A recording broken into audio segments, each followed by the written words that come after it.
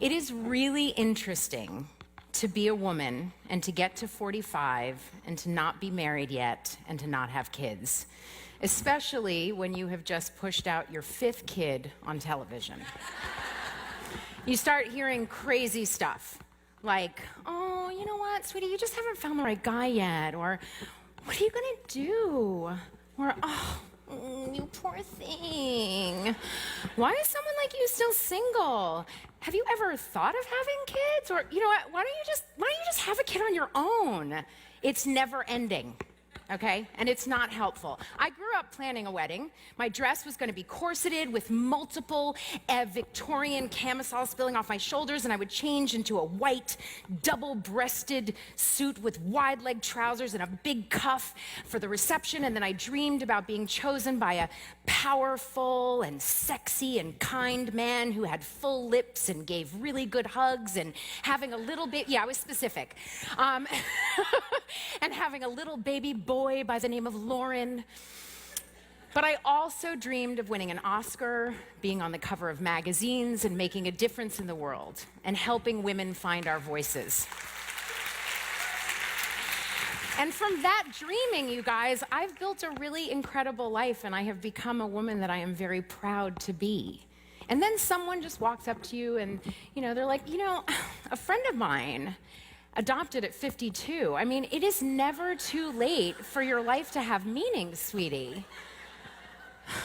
And my worth just gets diminished as I'm reminded that I have failed on the marriage and the carriage counts. Me.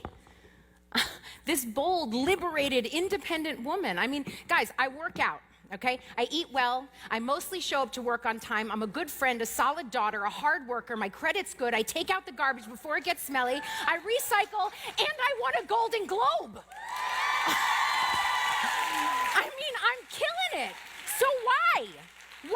Why do I get snagged this way? And as if all that I've done and everything that who I am doesn't matter. And I look back and I think about all the ways that we're told that those 2 hashtag goals, being chosen and having kids, are what makes you worthy. I mean, nursery rhymes, fairy tales, books, movies, 16 Candles, every love song, and yeah, 16 Candles, that was a good one. And even Blackish are reiterating this narrow story of husband plus child equals woman. And by the way, that doesn't discount anyone who has a husband and a child. This is just my version of the narrow way that I am undermined. Oh, and by the way, it's not just, fairy tales and books. The patriarchy. Yeah. The patriarchy is not pleased with me right now. I am failing at my function. And let me tell you, Mike Pence, yeah, excuse my French, but he's fucking confused by me right now. And frankly, I often get a little bit confused. Here's something that I've done way more times than I care to admit, trying to gather the courage to tell my ex, whom I love, by the way, that I want to date other people, even though we're no longer together, and we're broken up. Yeah. And during the last bout of doing just that, I did what enlightened ladies do, and I got out my journal, and I'm sitting there, and I'm free writing, and maybe I'm having a conversation with my inner child, and I write down these words: my life is mine. My life is mine. Those words stopped me in my tracks. And honestly, they brought tears to my eyes.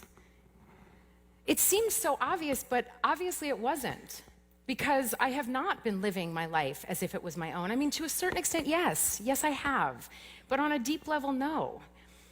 So if my life is actually mine, then I have to really live it for myself. I have to put myself first and not be looking for permission to do so.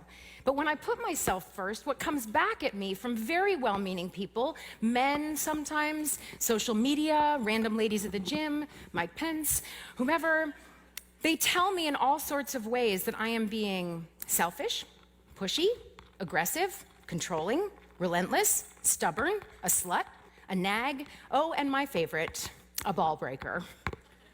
Because God forbid a few balls get broken. So when we put ourselves first by doing things like saying no, speaking up, sleeping with who we want, eating what our bodies intuitively tell us to eat, wearing training bras instead of push-up bras, posting a picture without using Facetune, so bold. We are condemned for thinking for ourselves. It's funny. Because it's like a crazy thought. Like, who the heck would do that? You gotta smooth. Sorry. Or I like to tap. Tap. So it looks real, just tap it. Sorry. Okay. We are condemned for thinking for ourselves, being ourselves, for owning our experiences, our bodies, and our lives. By the way, I purposefully have one earring on. This one was messing with the mic, but I really didn't want to lose the look, okay? All right. That kind of boldness is seen as threatening and scary, and it's certainly not what the patriarchy had in mind. So join me for a moment and imagine, what would it be like for women to completely own our power? To have agency over our own glory, our sexuality, and not in order to create a product or to sell it or to feel worthy of love or to use it as a tool for safety, but instead as a way of being. Imagine that.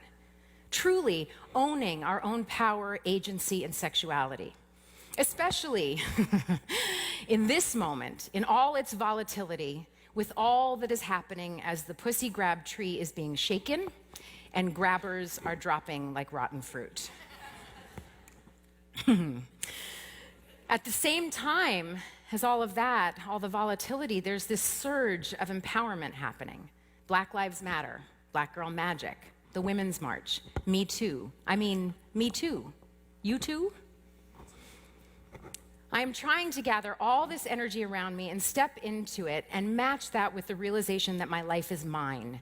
My I am a chooser 45-year-old life is mine. And it's no coincidence that these two forces are meeting at the same time, and here I am sorting out what my life looks like when it's fully mine. And honestly, it takes a certain kind of bravery. It means risking being misunderstood, perceived as alone and broken, having no one to focus on, fall into, or hide behind, and having to be my own support and having to stretch and find family and love and connection outside of the traditional places. But that's something that I want to do. I want to be the brave me, the one whose life is my own.